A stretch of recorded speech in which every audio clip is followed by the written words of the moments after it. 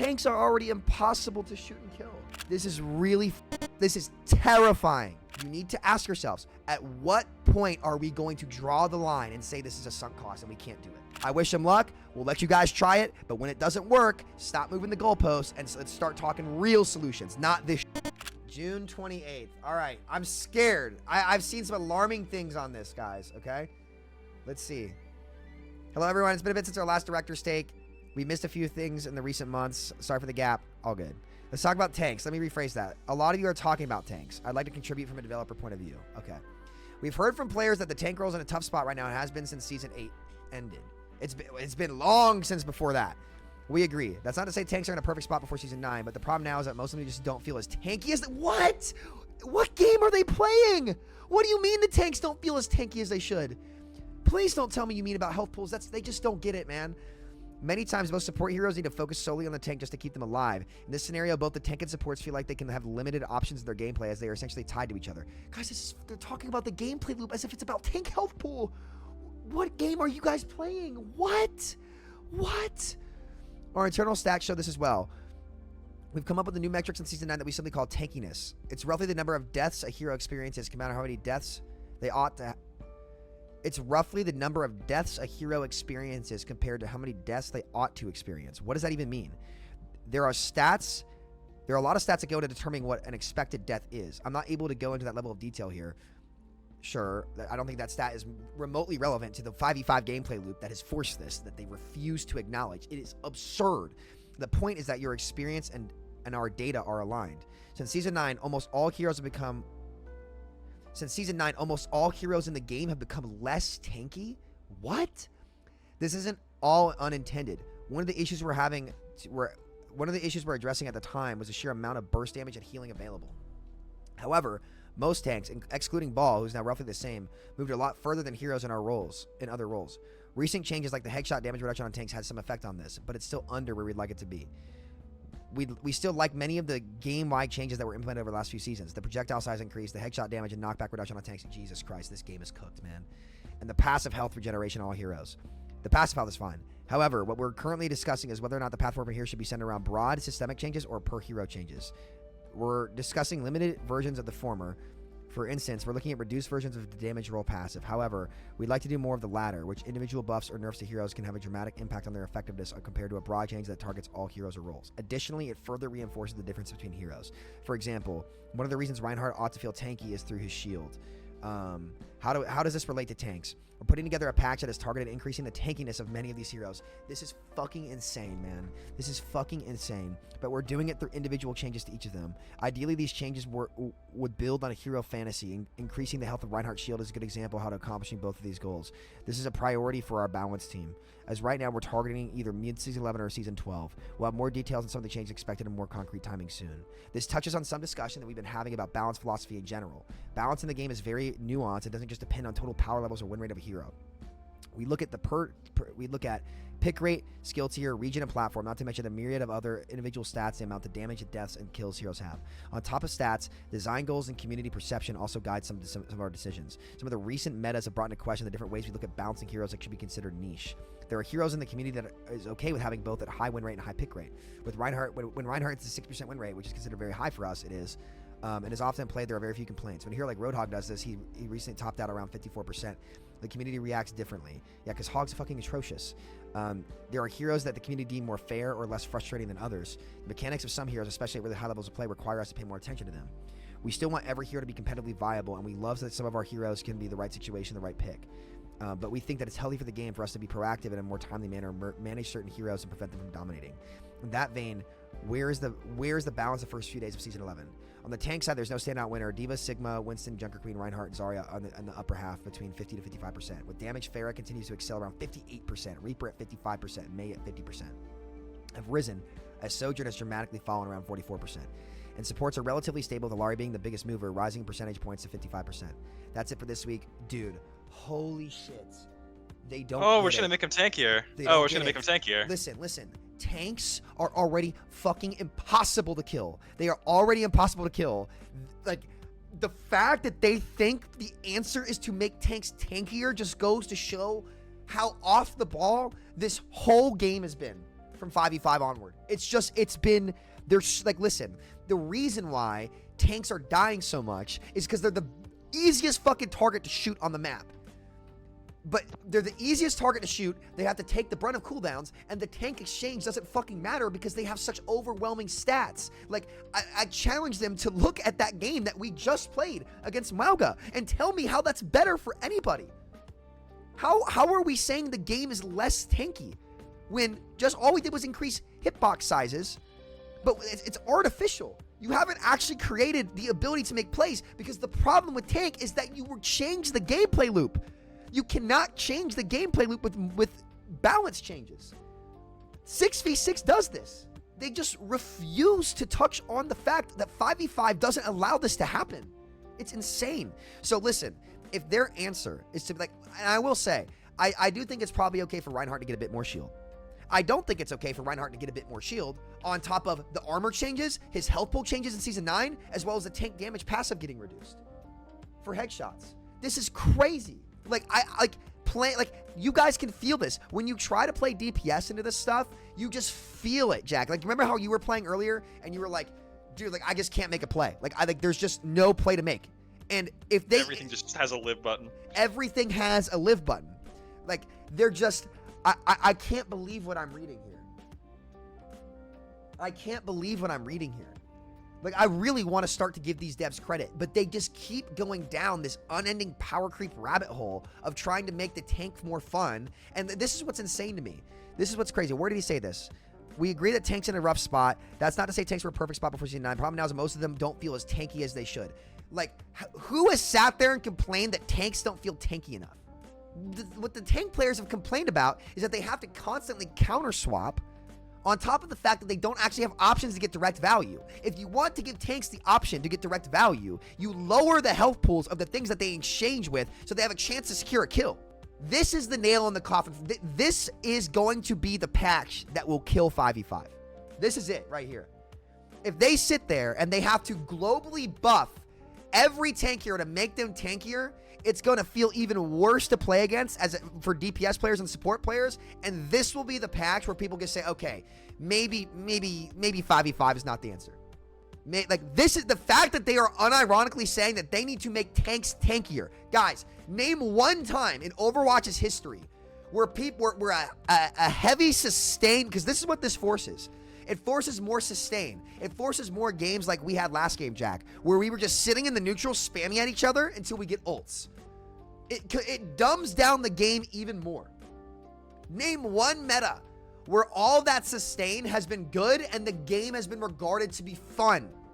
Goats. Double shield. Season 7, Overwatch 2. Increasing their health doesn't help them. But again, in 5v5, this is the only option.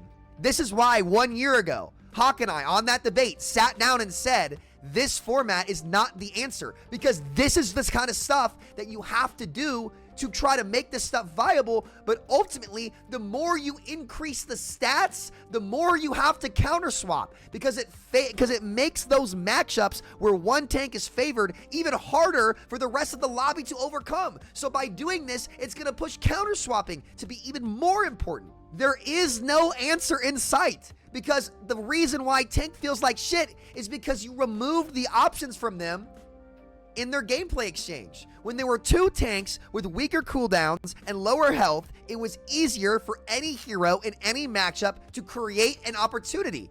Because when you made a mistake, you could be punished, but you worked with your other tank to try to cover each other's bases, whether it be positioning, the heroes you're on, whatever it may be, to create opportunity. It was better for the DPS players, because the DPS players actually had chances to kill those tanks that had lower health. More things died for less damage done, and you didn't have to buff every projectile size in the game with every hero's health pool in the game. Bastion is 350 HP with armor, and then they had to revert to the old armor from Overwatch 1 that was so broken that we had to nerf it and change it. How much of this stuff has to keep happening before people say, okay, maybe it's the format that makes this happen? It baffles me that they're willing to do all this but not even mention 6v6. What are they doing? And I'm going to give them one more. This is crazy, though. And I say this, I'm genuinely not, like, if somebody from Blizzard sees this, I'm genuinely not trying to be hateful to you guys. And I hope you all understand this. But the question that I'll ask you, Aaron, and then I'll ask Josh No, and ask Alec, and ask all of you guys, I would like for you guys internally, you don't even have to tell us, ask yourselves, at what point do we draw the line and say this isn't fucking fixable? At what point do we have to accept that this is sunk cost? Because I want you guys, it's been 3 years of this conversation, and goalposts, Frito said that the 6v6ers move the goalpost constantly. Nobody has moved the goalpost more than Blizzard. And I'm just saying this honestly. I'm trying to help you guys here. It's genuine. I'm genuinely trying to help you guys here. First, counter swapping wasn't a thing. Then, oh, well, it turns out counter swapping is more important in this game, so we like counter swapping more, which is caused by 5v5, because you counter swap into the one tank. Now, you've made it worse, because again, you've made every stat has had to be buffed continuously to try to make things contend. But when you buff stats, again, the matchups that are favored are harder and harder and harder to overcome. The more you change this stuff, and the more tanky you make things, the less opportunity you leave for people to create value in the gameplay loop. This is caused by the limited options of the gameplay loop, okay? So all I ask you all to do internally is ask yourselves, set a goalpost now, so you can't keep changing it. At what point is this a sunk cost? At what point? At what point do we need to say that we can't fix this, and maybe we shouldn't buff everything and hope that just say tank's fucked? I'm gonna give you guys this one chance, and I encourage anybody who's been watching the debates to give them this one last chance. It's been 3 years of moving the goalpost, and then after that, you don't have to be toxic to them. You don't have to do anything to them. You have to be forward with them and say, this shit did not work, guys. Find another way. Whether it be open queue, whether it be any of this. But if you keep making these things tankier, it's gonna take away from my DPS experience even more. I already have to shoot so many targets in Malga Cardiac Overdrive. And they never die. I already am shooting tanks that are... Jack, when I was playing Reaper against that Zarya, I couldn't kill her. It's not... And I could not kill her. Force a bubble. Force a bubble, force the cleanse, force the second bubble, force the what else is there? Oh, there was a fucking venture that game. Force the venture's dig. Digs out a bubble, it's just gets cleansed. Stall. And what was so cool about Overwatch 1 is that you had a chance to pierce it. If you did everything perfectly, like there was a chance that you could pierce it. There's no opportunity there. So you're just making the game more and more one-dimensional, man. And I hate to see this happen to the game that I love. And the fact that they actually come out and say the tanks don't feel tanky is psychotic. What game are you playing, guys? The DPS feel tanky in this fucking game. The DPS feel tanky, man. Cass is rolling it terrifies me. And I'm scared that there aren't going to be other content creators coming out and saying, guys, you're kind of insane for saying things don't feel as tanky as they should. What are you talking about? What game are you playing? Like, I would love a better explanation on that. And I'm not even, I genuinely, and Jack, I hope you understand. I hope everybody at home understands this. I don't even want to try to be rude when I'm saying that. And I know it can come off as rude, but I just don't see how they could have been playing this game and think that things aren't tanky enough after they just buffed every health pool and every cooldown is better. I don't know. I don't see it. I don't see it. Tanks are already impossible to shoot and kill. So it's looking like Marvel Rivals time. This is scary. This is really fucking scary. This is terrifying. And this is why I said that this game has nowhere to go. Because when the dev team comes out after all of this shit and says, we don't think tanks are as tanky as they should be, it's an absolutely ludicrous statement because they never understood what made Overwatch 1 fun. And what made tanking in Overwatch different when it wasn't double shield, when it wasn't insane tanks in the backline with Bap and Brig. They were different. They honestly kind of were like glorified versions of DPS that had different tools and space-taking abilities. But what was so fun about Overwatch 1 was that everybody on any role could make a play on each other. You can't make a play on a tank anymore.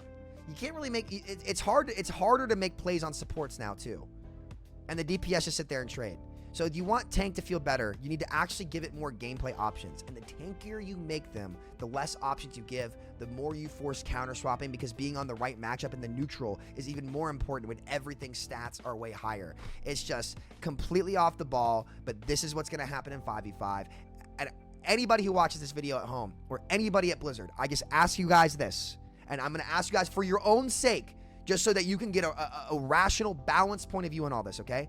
You need to ask yourselves, at what point are we going to draw the line and say this is a sunk cost and we can't do it? At what point? Ask yourselves this. At what point do you draw the line? Because we can fix tank in one patch. They don't have a gameplay loop. They don't have an exchange that matters because they're so tanky. And ask yourselves this as well, Blizzard. What meta has been received well when everything was super tanky, especially the frontline and supports? There's never been a single Overwatch meta that was received well like that. That's not what players want. Things are already insanely tanky, and we all feel it. And if you don't feel it, you got to reconsider where you're getting your feedback, because this is psychotic. I cannot believe what I'm reading here. I wish them luck. We'll let you guys try it. But when it doesn't work, stop moving the goalposts and let's start talking real solutions, not this shit. I cannot believe that I just read that. That's incredible. Wow. I'm sorry, Jack. I need to read that. That's fucking crazy. No, you're good. That's crazy, man. I cannot believe I just read that. I cannot. I'm going on Twitter. Hold on. I cannot believe I just read that. This is a reaction to the last dev vlog. This is the first official acknowledgement of 66. Jeff Kaplan. How's it going? I'm Jeff. Okay. So, my last post spurred a lot of talk around 6v6. We recognize this is an important topic for many people, including us, and would like to jump into the conversation to share our POV. Look for more for this in the next director's take or possibly dev update. Okay. Thank God that they're actually at least acknowledging it. Like, thank God, because it's just the fact that the conversation got to where it went, and for, like, the idea that it was ridiculous to even talk about 6v6 is absurd. It's absurd. It's absolutely absurd. All I think people want is for them to consider that it's a very viable solution for what needs to happen in the game. So the fact that I'm not jumping the gun on this, because, like, here's the reality. Like, I'm not expecting them to say anything about it that would be helpful, because they've just continuously tripled down on 5v5. I think that it's going to have to take them another 6 months of attempting to, like, recreate what was so fun about the 6v6 gameplay loop in 5v5 before they accept the fact that they can't. And when they accept the fact that they can't, they have to make a decision about where they want to take the game. In which case, at that point, they should just leave tanks as, like, miserable and just try to make the game be fun for DPS and sports. Just tell me if I should never come back or not. LOL. So, like, it's good that they're acknowledging this. It's really good that they're acknowledging this. All right, I'll queue us up. Thank God.